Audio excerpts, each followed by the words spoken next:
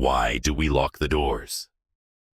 Daddy Marcus Wells heard his daughter's voice echo in his mind as he stood at the apartment door, one hand on the cold brass knob.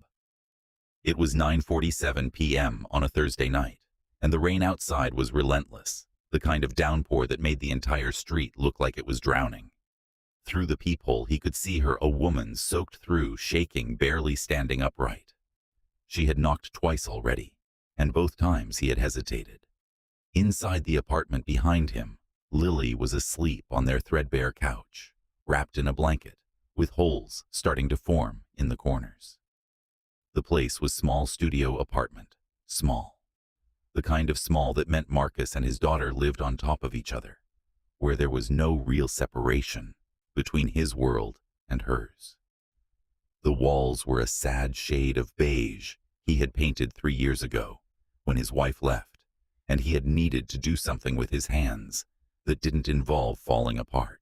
The furniture was mismatched, a collection of thrift store finds and hand-me-downs. A children's book sat open on the floor, where Lily had left it, mid-story, something about a dinosaur looking for his mother. His laptop sat on the kitchen table, closed, where he had been checking his work schedule for tomorrow. Marcus was 32 years old. He worked at Portland Warehouse Solutions, supervising a team of 12 people who moved freight and handled inventory. The job was steady. The pay was adequate, but not generous, and it required him to be at work at 4 a.m. most days, which meant going to bed early and waking before dawn to the sound of his alarm. He had learned not to dream anymore. Dreams required sleep, and sleep was a luxury he didn't quite have. The woman on his porch knocked again, softer this time, like she was running out of energy. Marcus's hand tightened on the doorknob. His first thought was about Sarah, his ex-wife. Sarah, who had walked out on a Wednesday 3 years ago. Sarah, who had taken money from his account, not the joint account that had been depleted by medical bills and rent, but the small savings account he had been building, secretly dollar by dollar, for Lily's future. She had taken $3,000. He had discovered it when he tried to book Lily's dental appointment, and his card was declined. The password on his email had been changed. She had been thorough. His second thought was about his sister Natalie. 5 years ago, she had called him crying, saying she needed to borrow money to cover her rent and her car payment. She promised to pay him back in 2 months. He had sent her $3,000 from his savings. That was 5 years ago.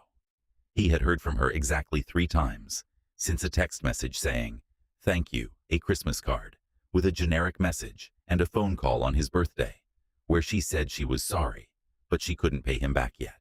He hadn't heard from her in 16 months. His third thought was about his boss, Mr. Kendall, who had called him into his office last Friday and said, "One more mistake, Marcus, and you're out. I've got 50 guys who want your job." The mistake had been a misplaced shipment. Not even Marcus's fault. It had been filed wrong by someone else. But the words had landed like a punch. Marcus had learned to think about trust the way some people think about money, as a finite resource. Once it was spent, it was gone. And he had spent his trust on people who had left him, or hurt him, or broken their promises. The woman on his porch was a stranger. She could be anyone. She could be dangerous. She could be running from something or someone. She could hurt him, or steal from him, or lie to him. The safe choice was the obvious one. Close the door lock. He'd go back to bed and forget this ever happened. But then he heard her voice, thin and barely audible through the heavy apartment door. I'm sorry to bother you. Is there anywhere warm? Just for a few hours?" Marcus opened the door. It was not a noble gesture. It was not heroic. It was simply a man looking at a drowning woman and realizing that the cost of safety was loneliness, and the cost of loneliness was becoming someone he didn't want to be. He stepped aside. She was taller than he had expected, or maybe she just looked taller because of how thin she was. Her dark hair hung in wet ropes down her back. She wore an expensive-looking coat that was now ruined, and underneath it was the kind of dress that cost more than Marcus made In a week he could tell by the way it hung, by the subtle perfection of the seams. But she was shaking so hard, her teeth were chattering, and her eyes had that unfocused quality that comes when someone has been running on fear and adrenaline for so long that the body finally starts to shut down.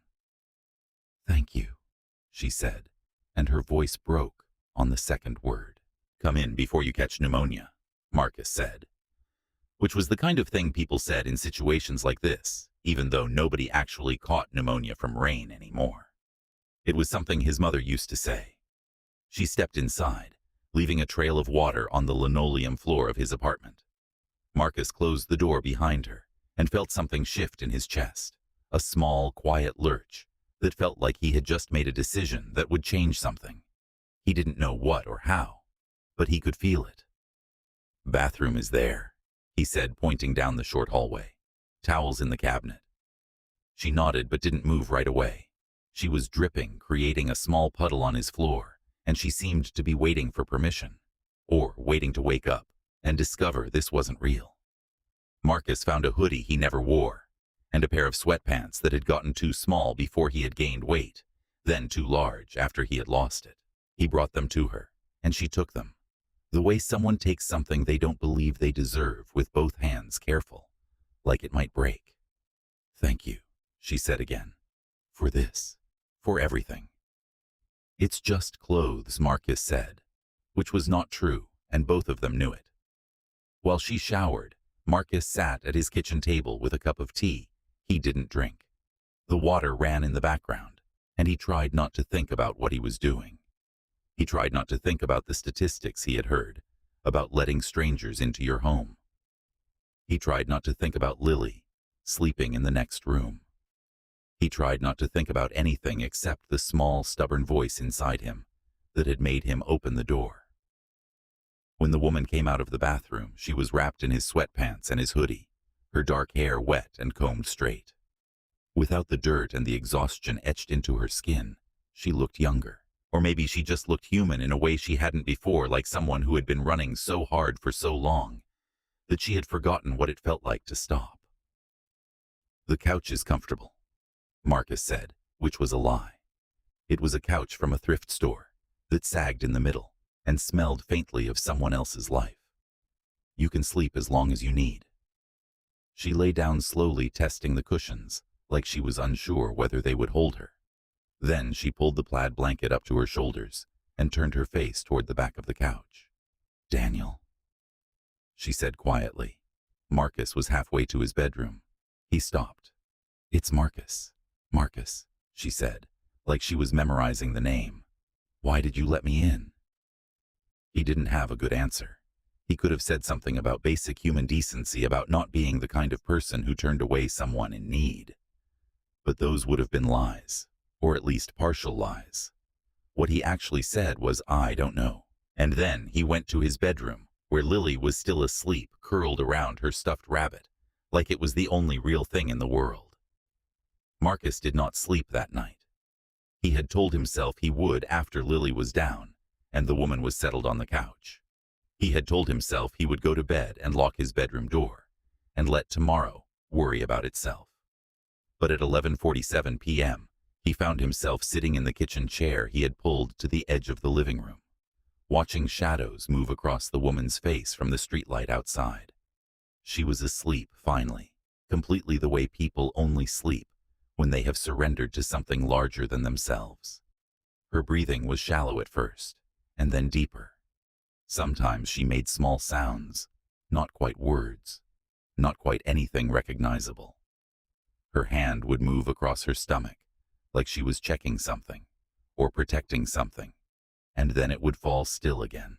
In the darkness, Marcus watched her, the way a parent watches a child, alert to any change, any sound, any sign of distress. His mind did not rest. He thought about Sarah, the way he always thought about her, when he was afraid, not as a person, but as a series of betrayals. The wedding day when he had believed she meant it, when she said forever.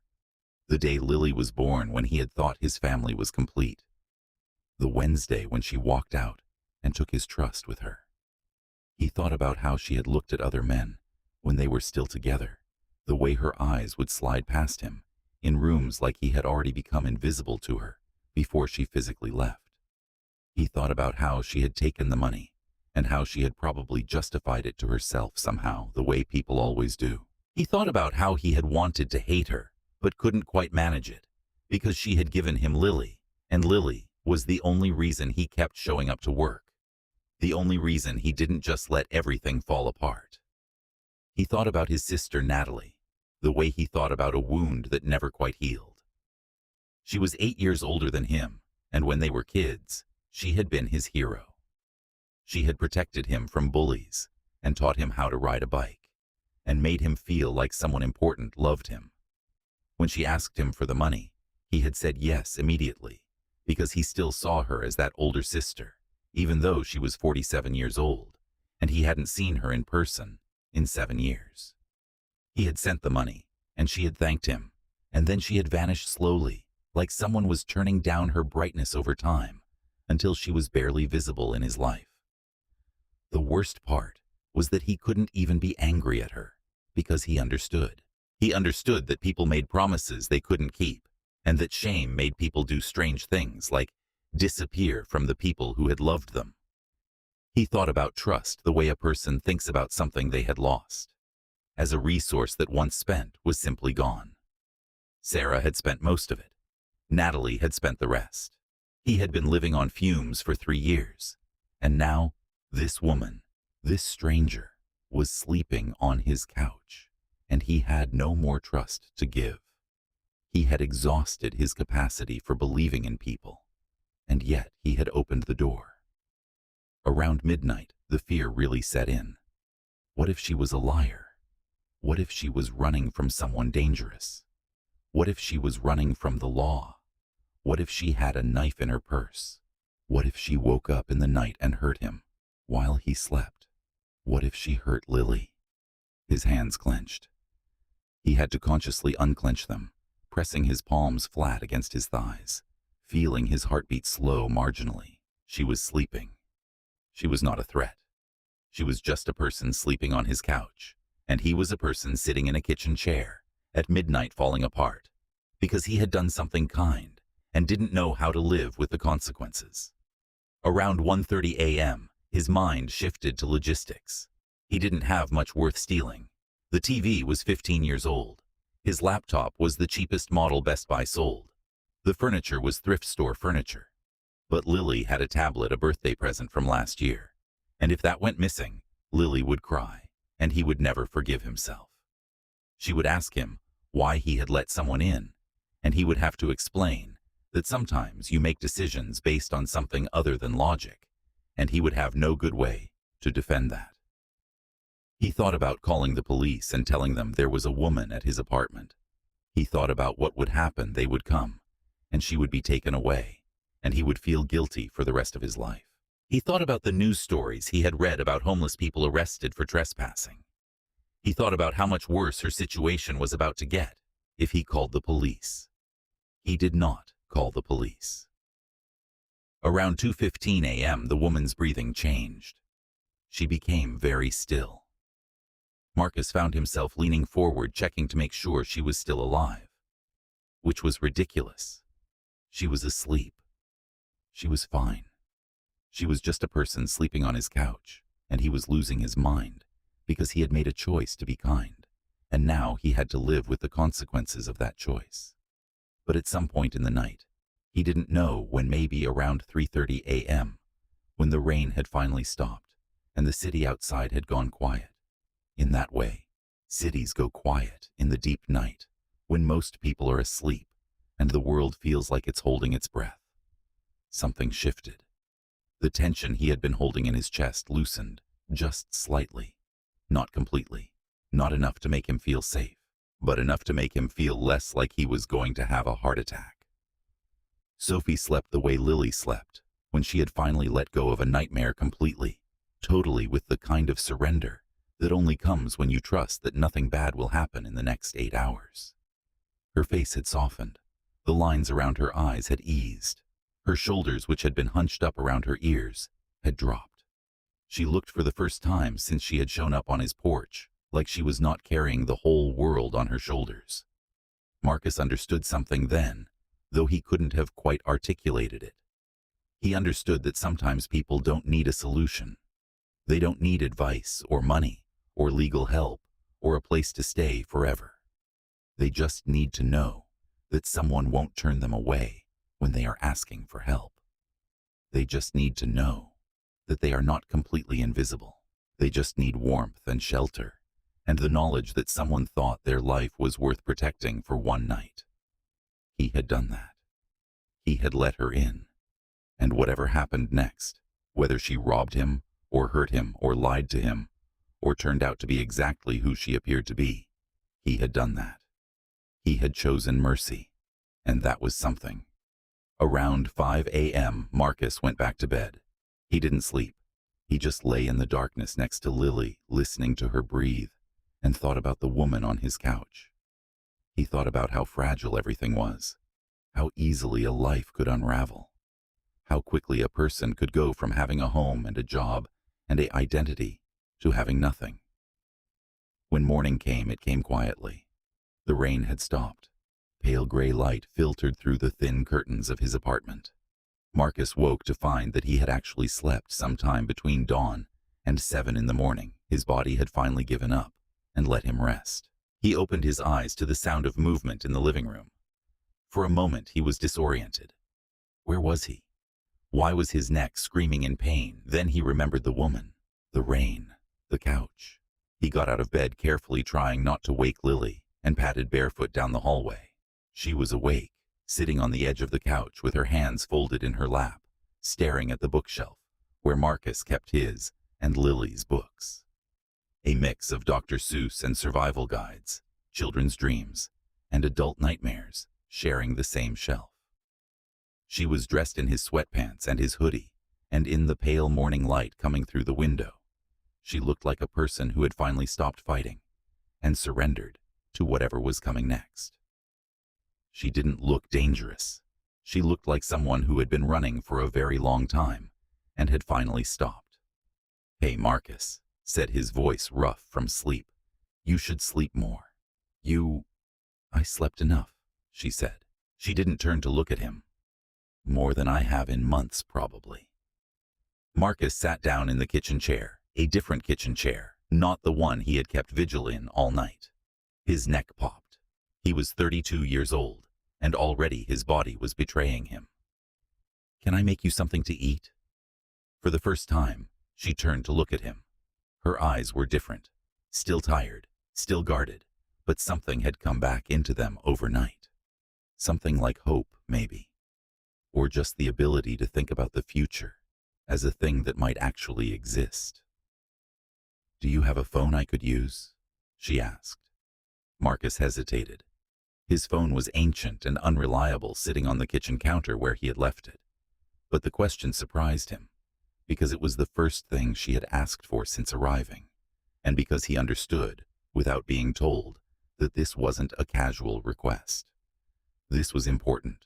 This was the moment where whatever story she was in the middle of would continue, and he was about to decide whether to help her move forward or not. "Of course," he said. She took it from him without thanking him, which was when he knew this was serious. She just walked into the kitchen, turned away from the living room, and dialed a number so quickly, it was clear she had done this many times, her fingers moving on the keypad with muscle memory. Marcus stayed in the living room chair, telling himself not to listen. It was her private business.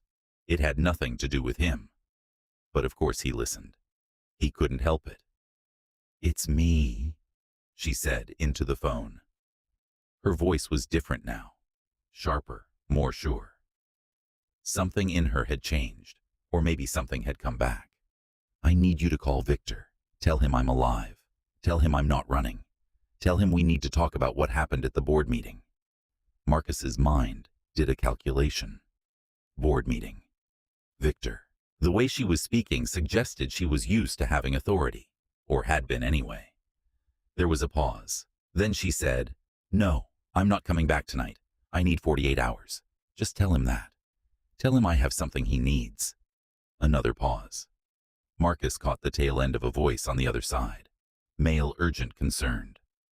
I'm safe, she said. That's all you need to know. She hung up. She stood in the kitchen for a moment without moving. Then she handed the phone back to Marcus with a nod of thanks, a small gesture, but one that seemed to cost her something. I need to be honest with you, she said, about who I am, what I've done. It's not good and it's complicated, but you deserve to know before this goes further. Marcus's stomach did a flip. This was it. This was the moment where the whole thing fell apart, where he realized he had made a terrible mistake by letting her in. This was where she told him she was in real trouble. Not petty trouble. Corporate. Legal. Dangerous, maybe. Okay, he said, though it wasn't okay, and it wouldn't be. Tell me. They sat on the couch together and she told him her story. Her name was Sophie Chen. She was the former CEO of Meridian Capital, a Boston-based investment firm with assets in the billions. She had held the position for 6 years. It had been her identity. Everything. 3 months ago, she had discovered something. The CFO, a man named Harrison Blake, had been routing company money through offshore accounts. Fraud, embezzlement, millions of dollars. She had confronted him directly because that's what she thought you did when you discovered crime. You reported it.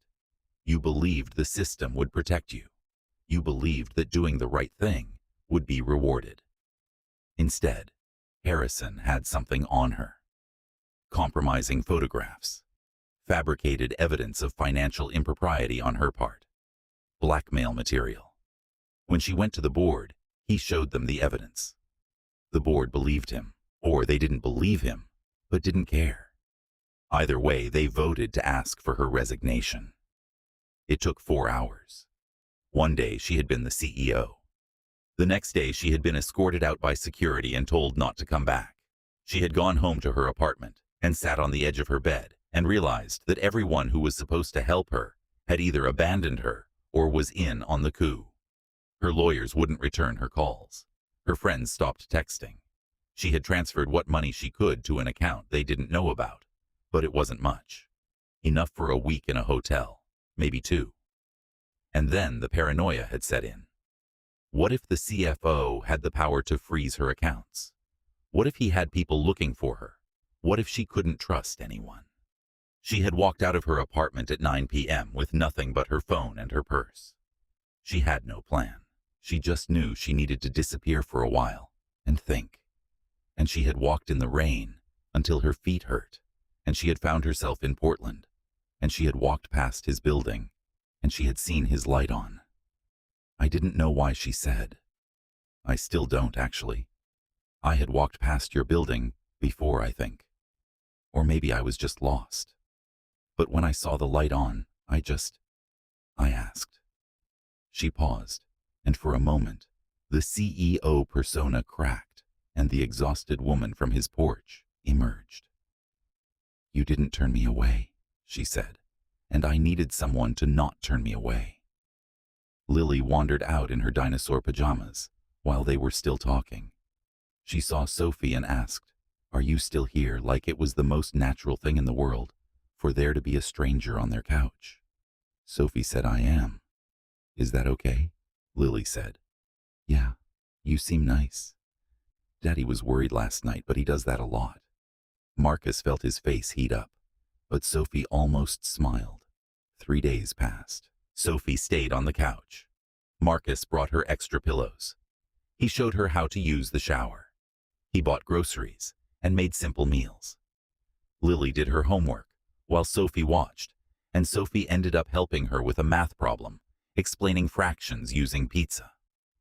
It was a strange, quiet, domestic scene that shouldn't have worked, but somehow did.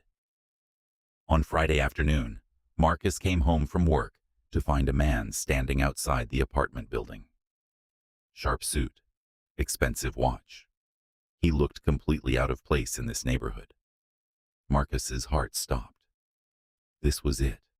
This was Harrison, or someone working for Harrison, coming to collect Sophie. But Sophie was not afraid. She was waiting for this. She asked the man, Is he ready?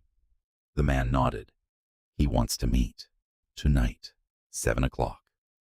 After the man left, Sophie told Marcus the truth. She had made a call 3 days ago. Not the call Marcus had heard, but a different one through a friend who still answered her calls. She had told Harrison she was coming back. She had told him she had proof of everything he did. She had told him she was willing to negotiate. "I have proof," Marcus asked. "I have the backup of the offshore account ledgers," Sophie said. "I took them the day I found the fraud. I didn't know I'd need them, but I kept them. Harrison doesn't know I have them." "What do you want to do?" Marcus asked. "I want to take back what's mine," Sophie said. "My reputation, my company, my life. But I need help. I need someone who understands how servers work, someone who can help me verify the ledgers are real." Marcus hesitated. "Sophie, I'm not a hacker. I'm a warehouse supervisor." I know," Sophie said. "But you're careful. You think about consequences. You don't rush into things. I've watched you with Lily. You consider every decision. I need that right now." Lily, hearing them from her room, came out and said, "You should help her, Daddy. She's nice." So Marcus said yes. That evening they drove to a downtown hotel. Marcus was nervous. Sophie was calm. In the lobby they waited for Harrison Blake to arrive. When he did, he walked in like he owned the place. Expensive suit. Confidence that came from always winning. Sophie said, "I have the offshore ledgers. All of them. Every transaction, every routing number, every wire transfer. I have the authorization codes. I have it all." She slid the USB drive across the table. Harrison's face changed, just slightly, but Marcus saw it. Harrison said, "That's not admissible in court. You obtained those fraudulently." Sophie said, "You're right, so I'm not going to court. Yet. First, I'm going to the board. I'm going to show them everything, and I'm going to give them a choice: support my reinstatement and announce your arrest, or I take this to the SEC, the IRS, and the FBI." Harrison realized he had lost control of the narrative. Sophie said, "I don't want money. I want my job back. I want you to resign and confess. I want the board to release a statement supporting me. In return, I will minimize the public damage. No FBI, no SEC investigation if possible. Just a quiet resignation and a settlement." Harrison said. "And if I refuse?" Sophie said. "Then I destroy you." She meant it. A week later, the board held an emergency meeting. Sophie presented the evidence. The board was shocked. They realized they had made a mistake. They offered her job back. They offered an apology. They offered a settlement. Sophie accepted the job offer. She declined most of the settlement. She said, "Use it for an organization that helps corporate whistleblowers." The legal side moved quickly after that. Harrison Blake was arrested by the FBI. The charges: wire fraud, embezzlement, extortion, blackmail. He faced 15 to 20 years in federal prison. Sophie didn't celebrate. She just felt relieved. 1 year later, everything had changed. Marcus was now vice president of technology at Meridian Capital. He didn't expect this. He was hired as chief technology officer. But when the previous CTO decided to retire, Sophie promoted him. His apartment was gone. He and Lily bought a small house in a good neighborhood. 4 bedrooms, a backyard. Lily was in 2nd grade at a private school with an excellent science program. She was thriving. She wanted to be a herpetologist engineer. Marcus's mother called him crying when he told her about his promotion. She said, "I always knew you could do more. I just didn't know how to help you believe it." His sister Natalie called him. Out of nowhere. She said, "I'm in recovery, and I'm sorry. I know it's been 5 years, but I'm sorry." Marcus said, "I forgive you. Come visit when you can." She did. They were rebuilding their relationship. Sophie was CEO of Meridian Capital, but she had fundamentally changed how it operated. She implemented a whistleblower protection program. She created an organization to help people expose corporate fraud. It had helped 47 people. 12 executives had been prosecuted. She and Marcus were dating. Not dramatically, not suddenly, just naturally. They realized at some point that they weren't just grateful, they were in love. It was May. Lily was doing a school play. She was playing a dinosaur. It wasn't good, but it was earnest and joyful. When Lily came out on stage, she looked directly at Marcus and Sophie and grinned. After the play, they went out for ice cream. Lily was still in costume dinosaur head, hanging down her back. She ordered mint chocolate chip. Lily said, "Did I do good?" Marcus said, "You were perfect." Sophie said, "You were magnificent." Lily said, "I knew I was good. I just wanted to make sure you guys knew." Marcus and Sophie exchanged a look. They couldn't help it. They laughed. That night, Marcus thought back to the night Sophie came to his door. He thought about how that one decision to open the door had changed everything. But he also realized it wasn't magic. It wasn't fate. It was just two people choosing to be honest, choosing to help, choosing to believe in each other. The next morning was a Sunday. Lily was asleep between them in bed, the way she did sometimes on Sunday mornings. Marcus was awake, watching Lily sleep. Sophie was awake too, watching them both. Sophie whispered, "Penny for your thoughts." Marcus said, "I'm thinking about that night, when you were on my porch." Sophie said, "So was I." Marcus said, "I almost didn't open the door." Sophie said, "I know. I could see it. But you did." Marcus said, "Best decision I ever made." Sophie said, "One of them. You also decided to trust me, and that was harder." Marcus said, "Yeah, it was." They sat in silence for a moment. Outside, Portland was waking up. Coffee shops opening. People starting their Sunday. Lily stirred. She opened her eyes. She saw them both watching her. Lily said, "Why are you guys looking at me like that? Did I do something?" Marcus said, "Baby, we were just thinking about how lucky we are." Lily said, "Lucky? I'm the lucky one. I have 2 parents and a house, and I get to be a herpetologist engineer." Sophie said, "You might need to pick one." Lily said, "My dad said I could be both. He said you can be anything twice." Sophie looked at Marcus. Marcus was smiling. He had said that in a restaurant a long time ago when things were still uncertain. Sophie said, "Your dad is right. Sometimes the most important moments are the ones where you almost say no, but you say yes instead. That's the moment that changes everything." Marcus understood that now. He had opened a door on a rainy night, and that door had opened into a whole different life. Not because he was a hero, not because he was special, but because he was brave enough to be human. He was brave enough to let someone in. He was brave enough to believe that mercy might matter more than safety. And it did. It absolutely did.